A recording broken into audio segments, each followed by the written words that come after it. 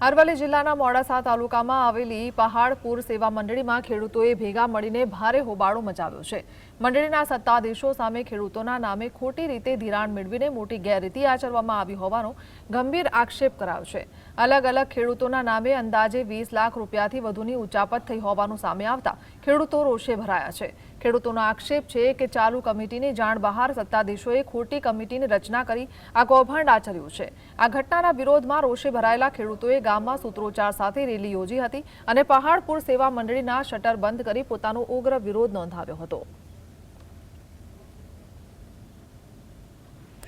કાયદાનો દુરુપયોગ કર્યો છે અને આ કમિટી કાયદેસર રીતે દૂર થાય એવી હું આપણા માધ્યમથી જિલ્લા રજિસ્ટ્રાર સાહેબ, કલેક્ટર શ્રી અને એસપી સાહેબને હું નિવેદન આપું છું કે ભાઈ આ જે ખોટું કામ કરે છે એ કાયદેસર દૂર થાય અને આ ખોટા કામ કરતાઓને કાયદેસરની સજા થાય એવું અમારું નમ્ર નિવેદન છે।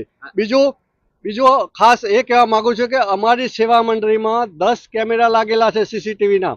જો એમને સાચું કર્યું હોય તો હું ખાસ વિનંતી કરું છું આ સભાસદો વતી કે સીસીટીવી કેમેરાનું એના ડીવીઆરનું કાયદેસર ચેકિંગ થાય।